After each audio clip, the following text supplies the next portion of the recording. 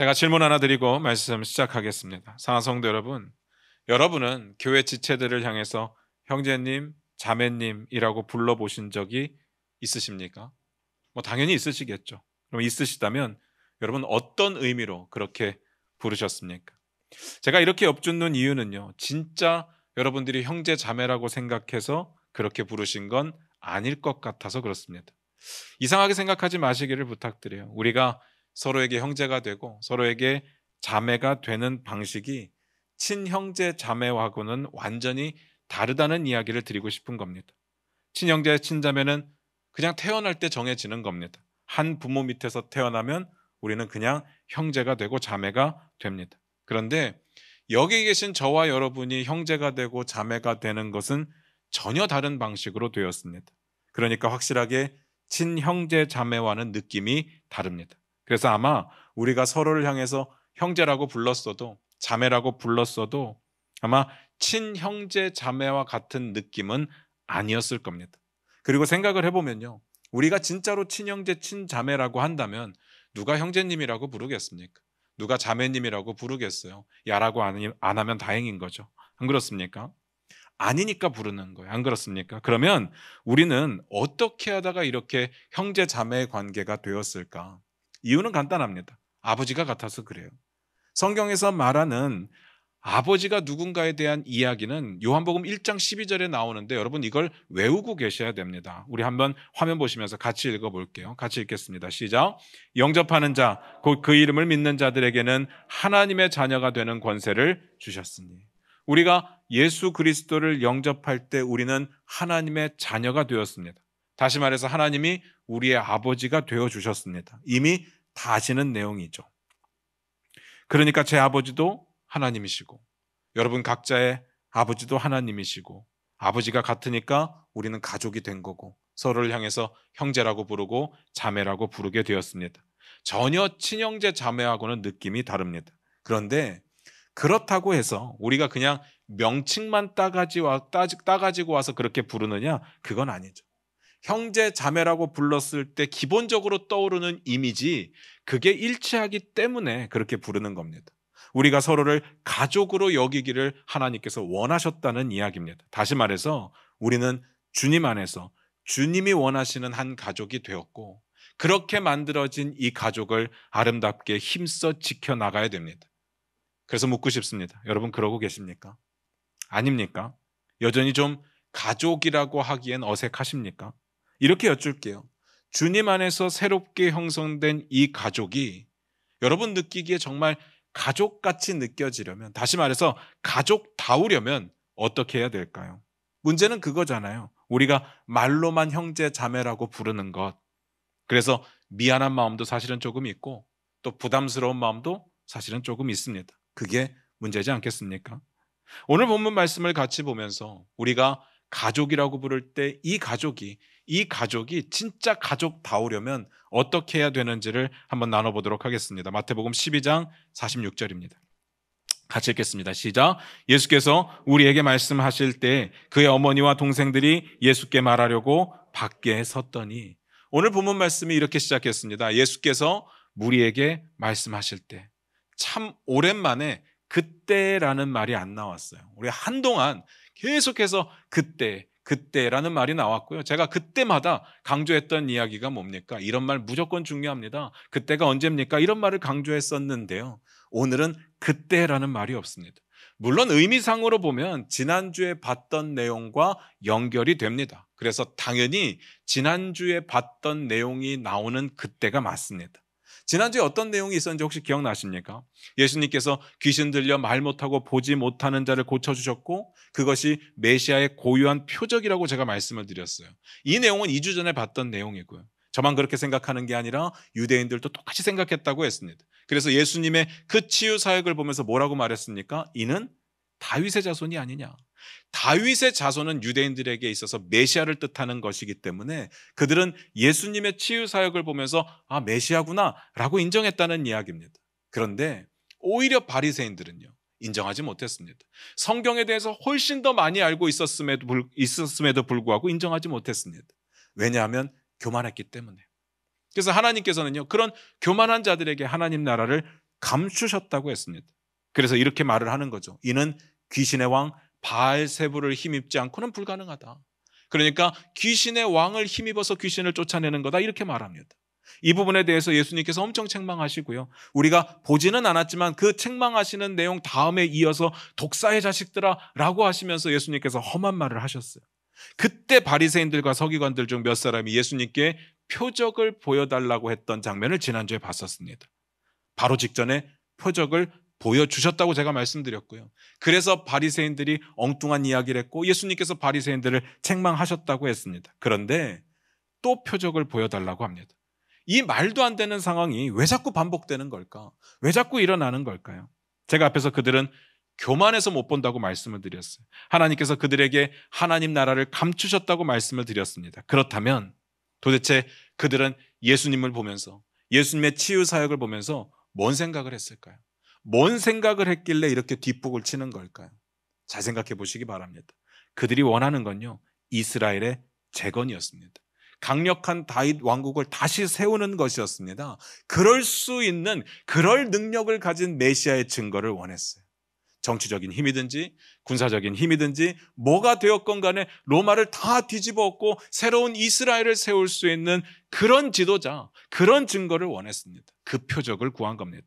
그런데 택도 없는 소리죠. 예수님께서는 그러려고 오신 게 아니었습니다. 그래서 예수님께서 무슨 이야기 하십니까? 내가 보여줄 게 요나의 표적밖에 없다 라는 이야기를 하시죠. 요나가 3일 동안 물고기 뱃속에 있다가 무트로 나온 것을 통해서 예수님의 죽음과 부활을 연결시키셨습니다. 여기까지가 지난주의 이야기예요. 그런 말씀을 하신 것과 오늘 본문의 내용은 분명히 연결이 되고 있습니다. 같은 내용을 다루고 있는 마가복음을 보니까요, 분명히 연결을 시키고 있어요. 마가복음 3장 31절인데 우리 화면 보시면서 같이 읽을게요. 마가복음 3장 31절입니다. 같이 읽겠습니다. 시작. 그때 예수의 어머니와 동생들이 와서 밖에 서서 사람들을 보내어 예수를 부르니. 딱 봐도 같은 내용이죠. 그때 이렇게 연결되고 있습니다. 이 내용 바로 직전에 바알세불 이야기 있었고 이에 대해서 예수님이 책망하시는 장면이 있었고 그때라고 마가는 연결하고 있는 겁니다. 그러니까 시기적으로 보면 그때가 맞습니다. 오늘 본문의 배경이 되고 있죠. 그러니까 마가도 이 본문을 연결시키기 위해서 그때라고 이야기를 했던 겁니다. 그런데 마태는요, 굳이 그때로 연결을 하지 않았어요. 이유가 있겠죠. 궁금하지 않습니까? 앞에서 말씀드린 대로 지금까지 계속 그때 주구장창 그때를 외쳤었는데 이번에 분명히 연결되고 있음에도 불구하고 그때라고 하지 않았습니다. 뭔가 구별짓고 싶은 마음이 보이지 않습니까? 왜일까요? 당연히 이유가 있겠죠. 그게 뭐냐고요.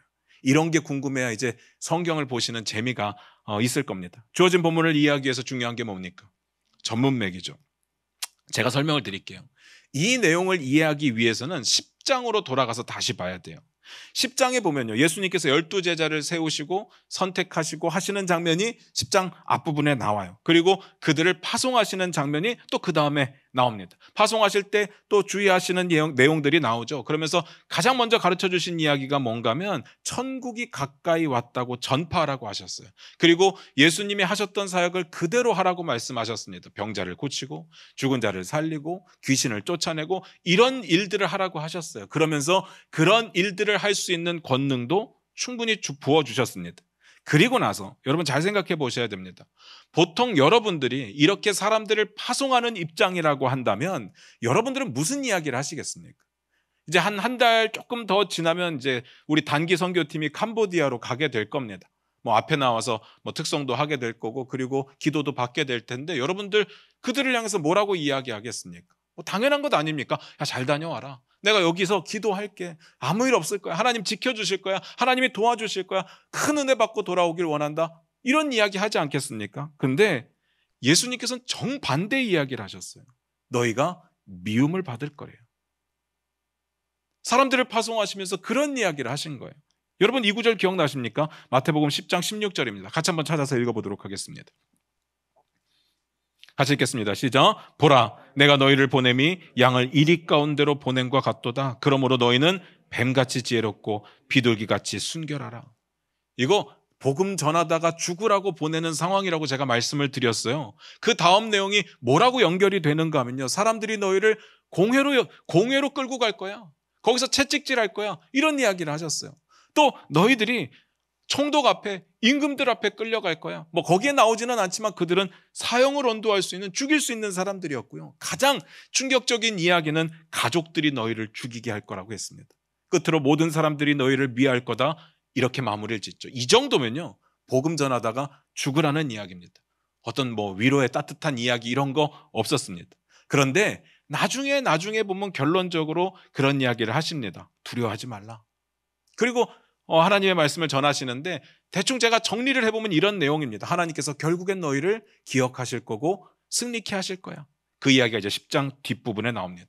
여기까지 이제 아무 문제가 없었죠. 그런데 그들이 받게 될 고난 중에 다시 한번 강조해서 말씀하시는 내용이 나옵니다. 이 부분이 특이한 거예요. 뭔 내용인가 하면 마태복음 10장 35절부터 36절 한번 읽어보도록 하겠습니다. 같이 읽겠습니다. 시작. 내가 온 것은 사람이 그 아버지와 딸이 어머니와 며느리가 시어머니와 불화하게 하려 함이니 사람의 원수가 자기 집안 식구리라. 가족이 원수가 된다는 이야기를 또 하셨어요. 앞에서도 같은 이야기를 하셨거든요. 가족이 너희를 죽이는데 넘겨줄 거다 같은 이야기를 하셨는데 여기서 다른 이야기들은 하지 않고 가족이 원수가 된다는 이야기를 또 하셨어요. 신기하지 않습니까? 굳이 이것만 찝어서 말씀하시는 이유가 뭘까? 우리는 그게 궁금해야 돼요.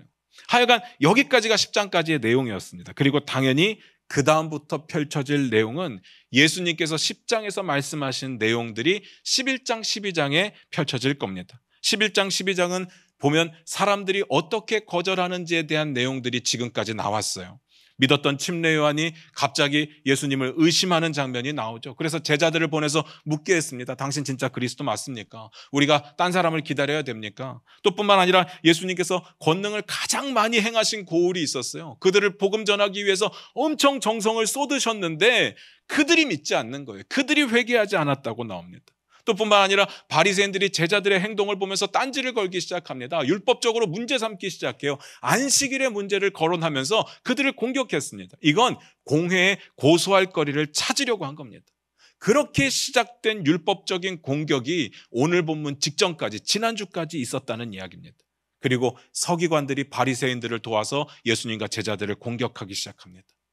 10장에서 말씀하신 대로 사람들이 미워하는 상황이 계속해서 펼쳐지고 있습니다. 진짜로 그렇게 됐어요. 신기합니까? 저는 신기하지 않아요. 예수님께서 하신 말씀이 그대로 된 게 왜 신기하겠습니까? 예수님이 하신 말씀은 항상 그대로 될 겁니다. 오히려 그렇게 안 되면 신기한 거죠. 예수님께서 너희가 고난을 당할 거야, 핍박을 당할 거야, 거절을 당할 거야, 사람들이 방해할 거야, 그렇게 이야기를 하셨으니까 그런 이야기들이 나오는 거예요. 그런데 제가 앞에서 사람들의 거절을 받게 되는데 다시 한번 반복되는 이야기가 있다고 했어요. 여러 가지 거절의 이야기, 고난의 이야기가 나오지만 딱 하나 더 반복한 것이 있는데 그게 뭐였습니까? 가족이 원수가 된다는 이야기였어요. 그리고 이것만 딱 집어서 말씀을 하셨다고 말씀을 드렸죠. 그리고 뒷부분에는 이제 결국에는 승리할 거라는 하나님의 약속이 있다고 했습니다. 만약에 이런 내용들이 10장의 내용이 이루어지고 있는 내용들이라고 한다면 이제 남은 건 가족들의 거절과 하나님의 승리에 대한 약속이 남았을 겁니다. 이제 우리가 살펴볼 부분이 어떤 내용이 될지 한번 짐작해 보시기 바랍니다. 그리고 마태복음 12장 46절부터 48절 한번 읽어보겠습니다. 같이 읽겠습니다. 시작. 예수께서 무리에게 말씀하실 때 그의 어머니와 동생들이 예수께 말하려고 밖에 섰더니 한 사람이 예수께 여짜오되 보소서 당신의 어머니와 동생들이 당신께 말하려고 밖에 서 있나이다 하니 말하던 사람에게 대답하여 이르시되 누가 내 어머니며 내 동생들이냐 하시고. 역시나 예상했던 대로 가족의 이야기가 나오죠. 이러려고 10장에서 다시 한번 반복해서 강조했던 것 같습니다. 다시 말해서 가족의 이야기가 예수님의 파송 사건과 그리고 사람들의 거절 사이의 그 팽팽한 긴장감을 해결할 수 있는, 우리 입장에서 해결할 수 있는 핵심 열쇠가 될 수 있다는 이야기입니다. 그런데 잘 보면요, 가족의 이야기인 건 맞는데 앞에서는 제가 뭐라고 말씀드렸는가 하면 가족이 거절하게 될 거다, 가족이 원수다라고 말씀을 드렸는데 오늘 본문을 보니까 정반대로 예수님이 가족을 거절하는 것처럼 보입니다. 그래서 이 내용을 볼 때마다 항상 불편한 겁니다. 좀 어려운 거예요. 어떻게 예수님이 이렇게 차갑게 말씀하실 수 있을까? 안 그렇습니까? 그래서 생각을 좀 해볼 필요가 있습니다. 예수님이 가족이 자기를 만나기 위해서 밖에서 기다리고 있다는 사실을 몰랐을까요? 당연히 아셨겠죠. 어떻게 모를 수가 있습니까?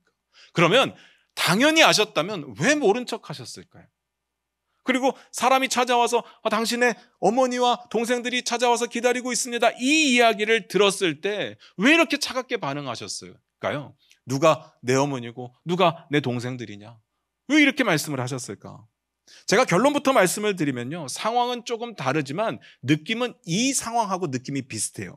예수님께서 무리에 둘러싸여서 길을 걸어가고 있었는데 12의 혈루증 앓던 여인이 예수님 뒤를 몰래 쫓아와가지고 예수님의 옷자락을 딱 만지죠. 그때 예수님이 딱 멈춰 섭니다. 그리고 딱 뒤를 돌아보더니 이렇게 묻는 거죠. 내게 손을 댄 자가 누구냐?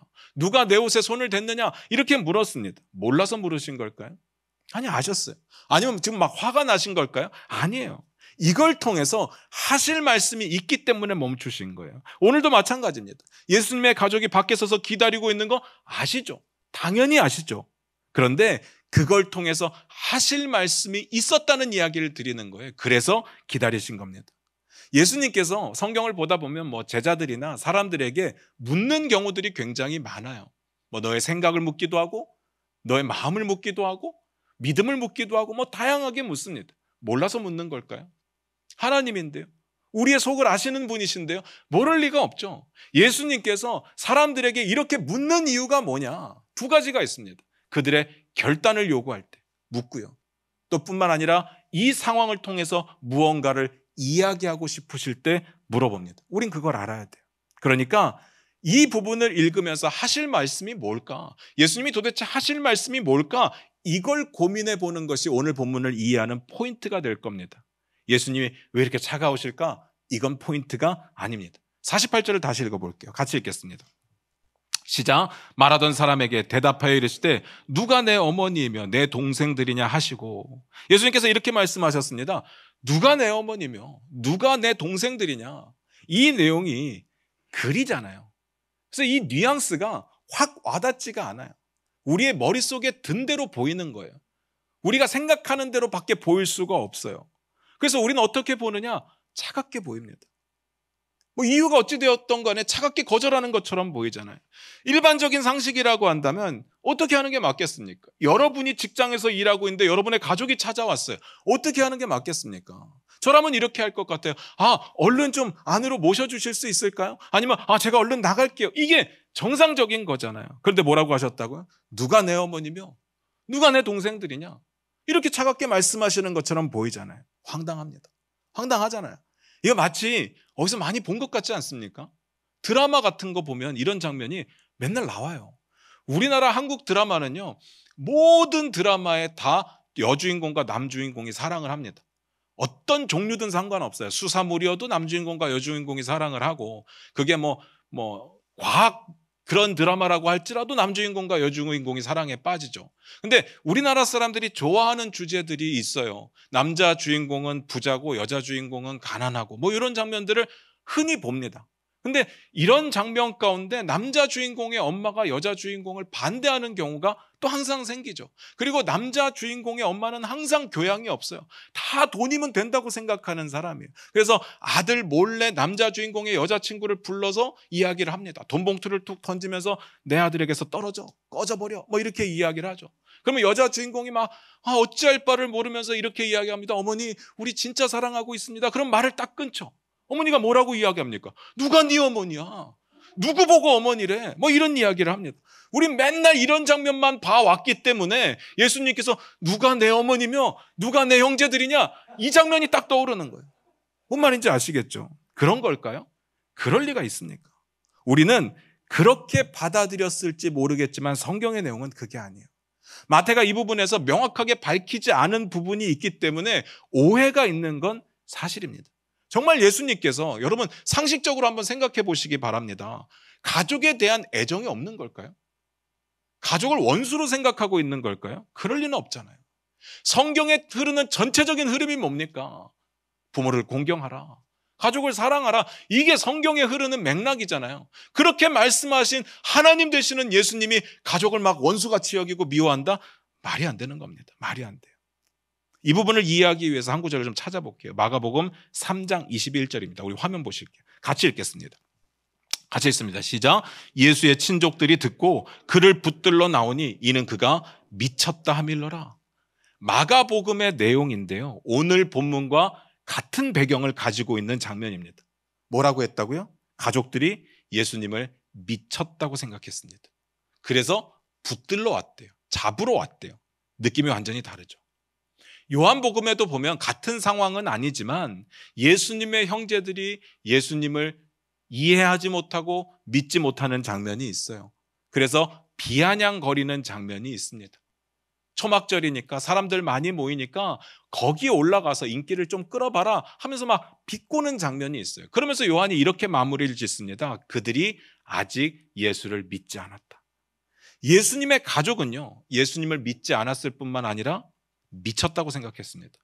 그래서 잡으러 왔어요. 잡으러 온 이유가 뭐겠습니까? 더 이상 이런 짓을 못하게 하려고 잡으러 온 거예요. 막으려고 온 겁니다. 그러니까 예수님께서 거절하시는 게 아니라 예수님의 가족이 먼저 거절을 한 상황입니다. 사실요, 우리가 예수 믿는 게 힘든 건 어디서부터 시작이 되는가 하면 가족의 지지를 받지 못할 때 예수 믿는 게 힘들어요. 소위 우리가 믿음의 1세대라고 부르는 사람들이 자신의 신앙을 굳건히 지켜나가기가 왜 힘드냐? 가족 때문에 힘듭니다. 솔직히 저는 이제 부모님께서 먼저 믿으셨기 때문에 이런 부분에서는 자유로웠고 감사했었죠. 오히려 교회를 열심히 다니라고 말씀을 하셨으니까. 그런데 저도 한번 이렇게 반대를 당한 적이 있는데 굳이 언제냐 한번 생각을 해봤더니 제가 목사가 되겠다고 신학대학교 간다고 했을 때 아버지가 그때 커피를 마시고 계셨는데 커피잔을 툭 떨어뜨리시면서 나가라 하셨어요. 집을 나가라고 하시더라고요. 이해는 됩니다. 제가 뭐 제 입으로 이런 이야기를 좀 드리기가 그래서 그렇지 공부를 엄청 잘했거든요.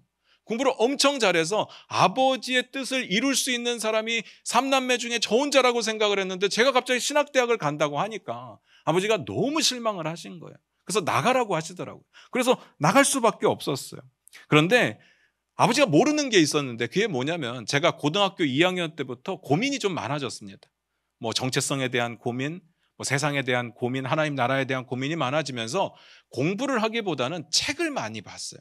엄청 책만 봤어요. 그러면서 이제 성적이 떨어졌는데 그 성적이 떨어진 걸 아버지가 모르셨던 거죠. 어머니께서 자체적으로 성적표를 아버지께 안 보여드린 거예요. 그래서 그냥 저는 엄청 잘하는 줄로만 알고 계셔서 당연히 서울대학 갈 놈이 갑자기 신학대학을 간다고 그러니까 실망을 하셨던 거예요. 하여간 그래요. 오늘 본문 직전에 이런 이야기가 있었습니다. 한번 찾아볼게요. 마태복음 12장 43절부터 45절입니다.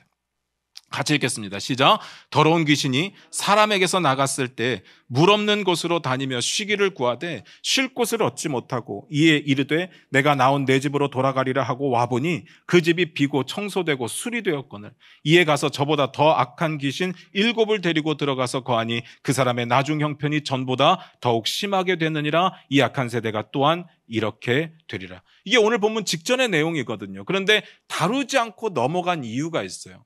이 구절의 설교를 제가 엄청 많이 했습니다. 뭐 여름 수련회를 가거나 아니면 선교지에 가거나 마지막 폐회 예배 설교의 본문은 항상 이거예요. 항상 이 본문으로 말씀을 전해요. 보통 우리가 뭐 여름 수련회 가거나 선교 가면 은혜를 많이 받잖아요. 여름 캠프 때 막 더 집중해서 기도하고 더 열정적으로 찬양하고 말씀도 더 잘 듣고 그러니까 막 은혜 충만해지고 성령 충만해지는 것을 느낍니다. 이제 좀 있으면 선교 가겠지만 저 같은 경우는 선교지에 딱 내려서 그 공기를 딱 맞는 순간 막 은혜가 느껴져요. 야, 여기가 선교지구나. 막 감동이 막 물밀듯 찾아옵니다. 그러면 어떤 느낌이 드는가 하면요, 우리 마음이 굉장히 청결해진 것 같은 느낌이 들어요. 스스로가 굉장히 믿음이 좋아진 것 같은 느낌이 들어요. 막 하나님의 말씀으로 내 안이 가득 찬 것 같은 느낌이 들어요. 그래서 마음속에 결단하는 겁니다. 내가 집으로 돌아가면, 내가 세상으로 돌아가면 하나님의 말씀대로 꼭 살아내리라. 마음속에 결단합니다. 막 뜨거워진 마음으로 돌아와요. 근데 이게 언제 깨지느냐? 집으로 오자마자 깨집니다. 집으로 오자마자 깨져요. 변한 게 없거든요. 변한 건 나뿐이에요. 나를 반대하고 나를 지지해주지 않는 부모님은 여전히 그대로고요. 나에게 힘들게 하고 어렵게 하는 상황과 형편도 여전히 그대로입니다. 나는 세상 나가서 잘 살 줄 알았는데 들어왔는데 반대가 더 심한 거예요. 그렇게 느껴지는 거예요. 그러면서 실망하는 거예요. 주저앉는 겁니다. 이전보다 더 주저앉는 사람들을 제가 많이 봤습니다.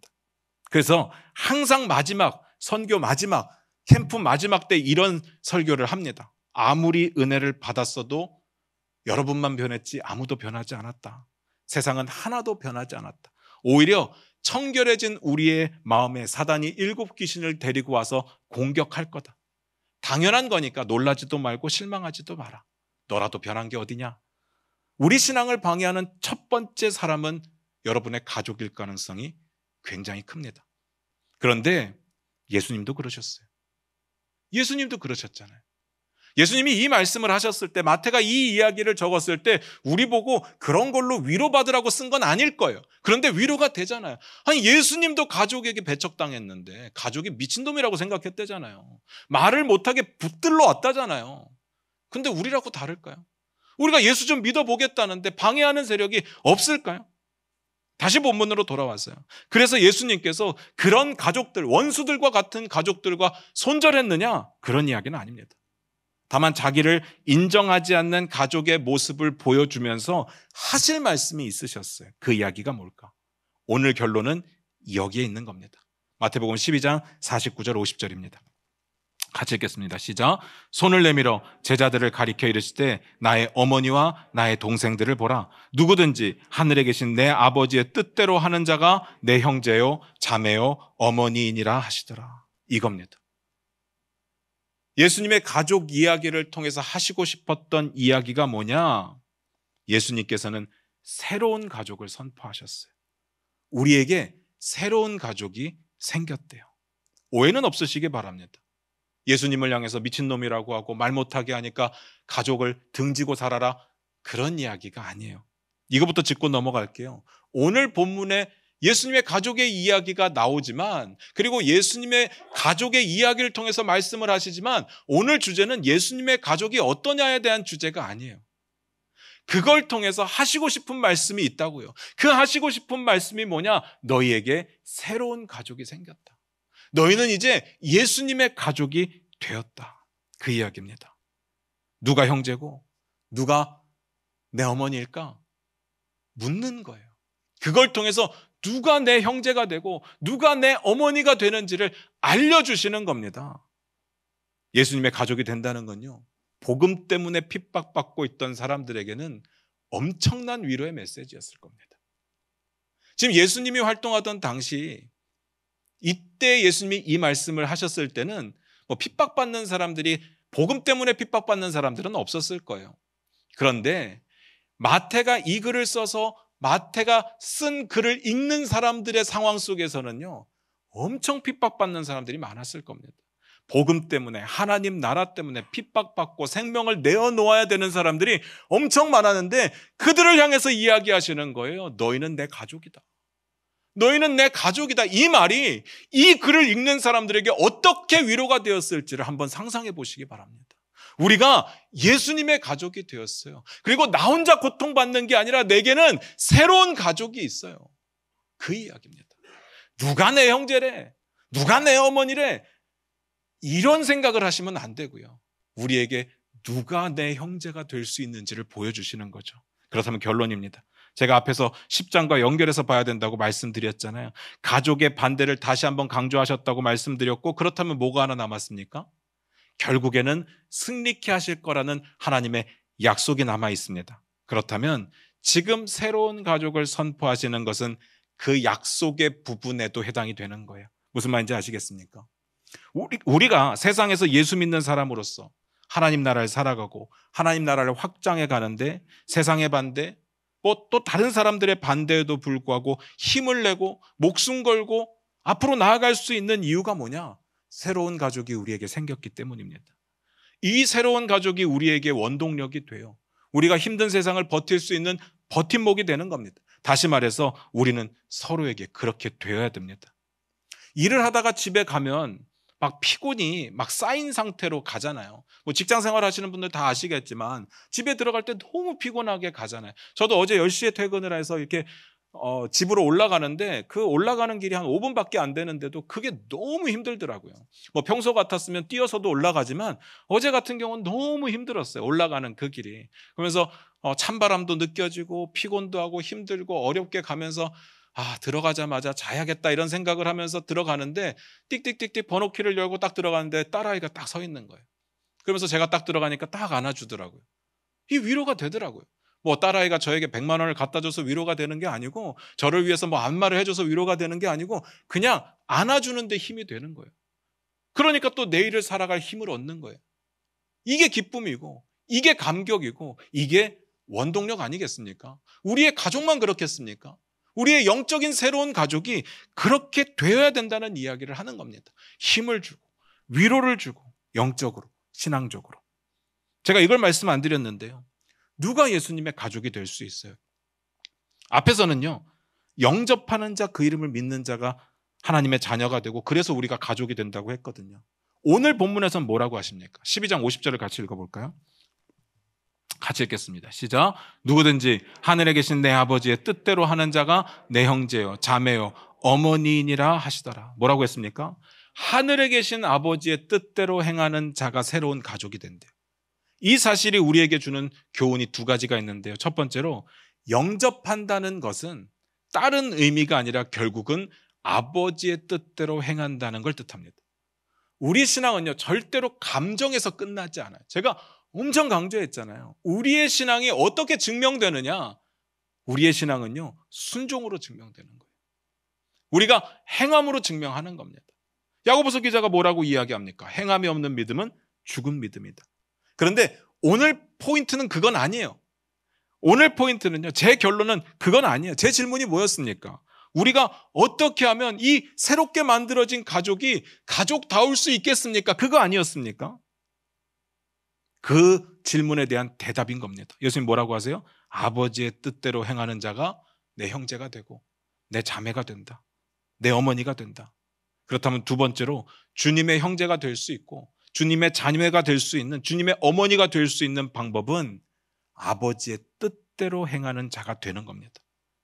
이것은요, 예수님의 가족이 되는 자격이기도 하지만 가족이 가족다울 수 있는 방법이기도 한 거예요. 정확하게 말씀드리면 우리가 서로의 형제와 자매로서 존재하는 이유가 이겁니다. 하나님의 뜻에 순종하기 위해서. 우리에게 적용해 보면요, 우리 교회를 향해서 가족이라고 말하잖아요. 한 가족입니다. 그런데 우리 한 가족이 가장 이상적이고 가장 성경적인 가족이 될 수 있는 방법이 뭐냐? 하나님의 뜻을 행하는 자가 되면 되는 겁니다. 그럴 때 우리가 이 땅에서 하나님 나라를 살아갈 힘을 얻고 위로를 얻는 거예요. 그것을 가족으로부터 얻는 겁니다. 이게 결론이에요. 잘 생각하셔야 됩니다. 교회는 동호회가 아니에요. 교제가 엄청 강조되고 있지만 교제만 하는 집단이 아닙니다. 친목회가 아니에요. 우리의 사업을 위해서 인프라를 구축하는 그런 곳이 아닙니다. 교회는 하나님의 뜻을 행하는 자들의 모임이에요. 당연히 서로 사랑해야 됩니다. 서로에게 덕을 행해야 됩니다. 그런데 서로 사랑하고 덕을 세우는 이유가 뭐냐? 히브리서 기자가 이런 이야기를 합니다. 제가 읽어드릴게요. 여러분 화면 보세요. 모이기를 패하는 어떤 사람들의 습관과 같이 하지 말고 오직 권하여 그날이 가까움을 볼수록 더욱 그리하자. 모여야 돼요. 모여서 뭐 하라고요? 더욱 그리하래요. 뭘 더욱 그리합니까? 바로 직전 구절에 이런 내용이 있습니다. 여러분 화면 보시고 제가 읽어드릴게요. 서로 돌아보아 사랑과 선행을 격려하며. 뭔 말인지 아시겠습니까?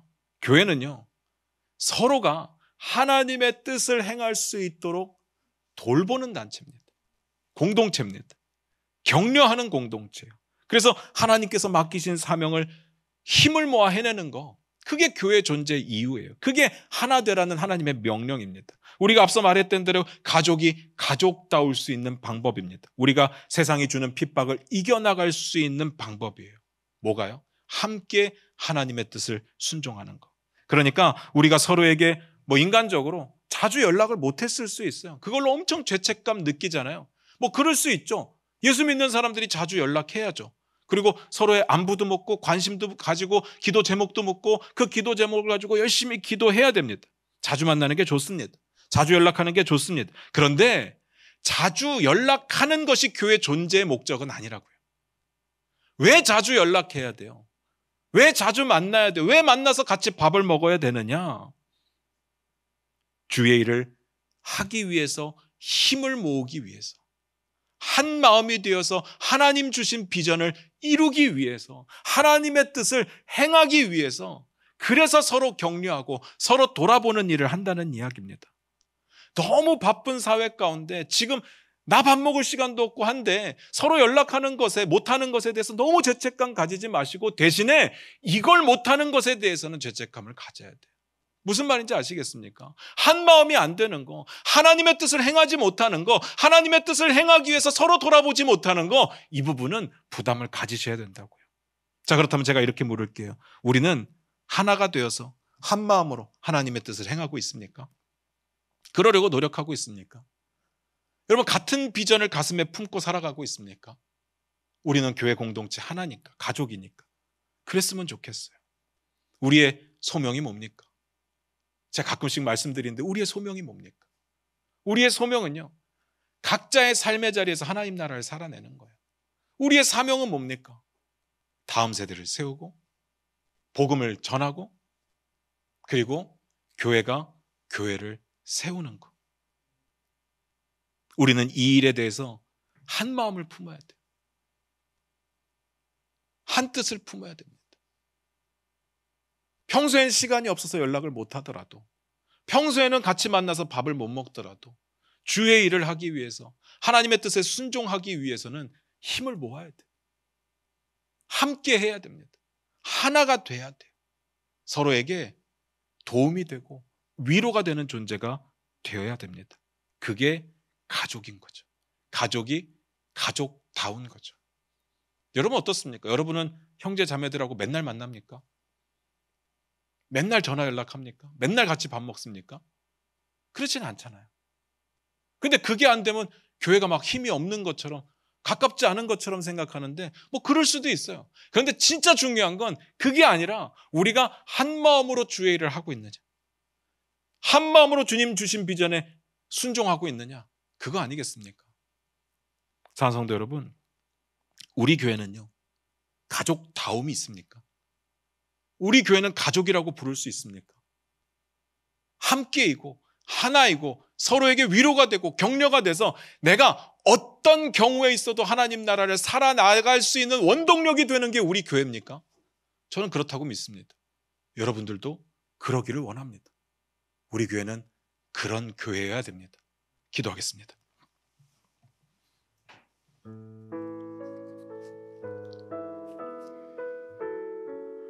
우리 반주 들으시면서 잠깐 한번 기도했으면 좋겠습니다. 우리의 삶을 한번 뒤돌아보며 나아가기를 원합니다.